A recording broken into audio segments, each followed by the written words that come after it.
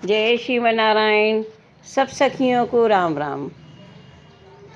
जैसा किस्मत में लिखा है वो होके रहता है, चाहे लाख उपाय कर लो। इसके ऊपर एक कथा है। राजा परीक्षित को जब श्राप लगा तो उन्होंने 7 दिन श्रीमद् भागवत सुनी। 7 दिन में अपना उद्धार किया उनने। 7 दिन श्रीमद् भागवत सुन के उनको इतना ज्ञान हो गया कि भविष्यकाल की भी जानने लगे। वे जिस किसी को देख के बता देते कि तुम्हारी भविष्य में क्या होगा। उनका पुत्र जन्मेजय उनके पास आया तो राजा परीक्षित बोले, बेटा तुम्हारा भविष्य ये कहता है कि तुम लास्ट में कोढ़ी होके मरोगे।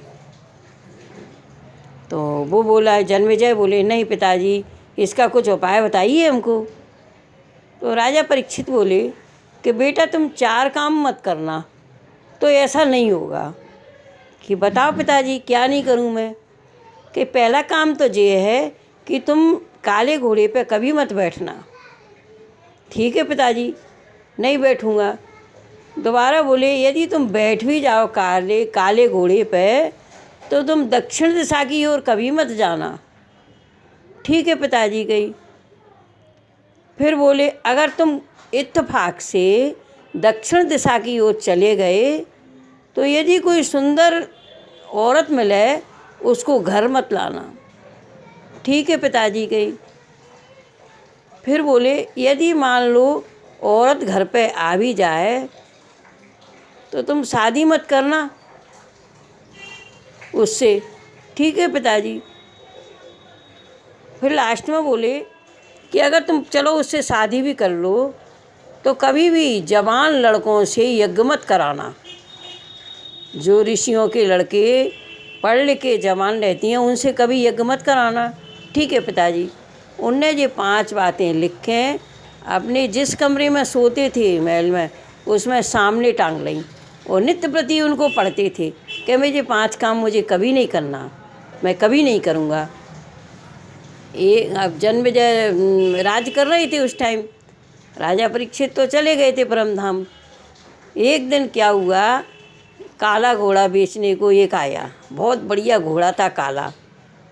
तो जन्मेजय महाराज बोले कि मैं तो दक्षिण दिशा में नहीं जाऊंगा, बैठ तो लूँ मैं। राजाओं को बहुत शौक़ होता है घोड़े पे घुड़सवारी करने का, मैं तो ले लेता हूँ। उस घोड़े को उनने ख़रीद लिया।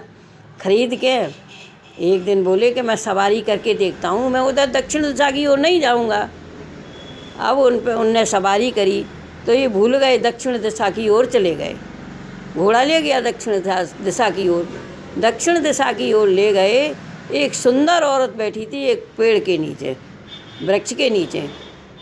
तो बोले, देवी कैसी बैठी हो? कहीं अरे भैया आसमान की पटकी धरती की झेले हैं, हमारा तो कोई नहीं है।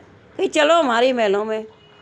उनको ले आए। और उनने मन में सोचा, इनसे कभी भी शादी नहीं करूँगा मैं। एक दिन ऐसा आया तो उनने उनसे शादी भी कर ली। शादी करके उनने मन में सोचा कि अब चलो ये काम है, उनको यज्ञ कभी नहीं कराऊंगा, जवान लड़कों से यज्ञ नहीं कराऊंगा। अभी कुछ दिनों बाद उनने यज्ञ का प्रोग्राम किया, यज्ञ रोप लिया। तो बुढ़े उनने यज्ञ में बिठा ली। बुढ़े यज्ञ में बिठा ली। तो अब बुढ़े बेचारे यज्ञ में बैठे तो उनके मुंह में दांत नहीं थे, तो जब भी वो मंत्रोच्चारण करें तो हवा निकले मुंह में से तो गलत उच्चारण हुए, मंत्रों का उच्चारण गलत हुए। जन्मेजय जी को गुस्सा आया। उनने कही कि अरे तुम उठो यहाँ पे और तुम्हारे लड़कों को बिठा लो। ठीक है कही। उनने अपने लड़कों को बिठाला तो लड़के उनकी पत्नी को देख देख कर हंस रहे। वो सुंदर बहुत थी, देख रहे, निगाह भर भर के देख रहे। वो जन्मेजय जी ने देखा। जन्मेजय जी ने उनको फटकार लगाई, क्यों तुम हमारी पत्नी को ऐसे देखती हो? ऐसे देखा तो वे बुढ़े वो साधुओं ने उनको शराब दे दी, जाओ राजन तुम कोढ़ी हो जाओ। जन्मेजय कोढ़ी हो गए। लास्ट में जन्मेजय बोले कि जो होना होता है वो होके रहता है। ऐसे ही वो अपने धाम को गए कोढ़ी होके। उनने लास्ट में लिखा है, जो किस्मत में लिखा है वो होके रहता है, चाहे लाख उपाय कर लो लेकिन वो नहीं रुकता। वो अपना प्रारब्ध है पिछले जन्म का, वो तो भोगना ही पड़ेगा। जो उन्हें होता है वो होके रहता है। जय श्रीमन नारायण, जय श्रीमन नारायण, जय श्रीमन नारायण।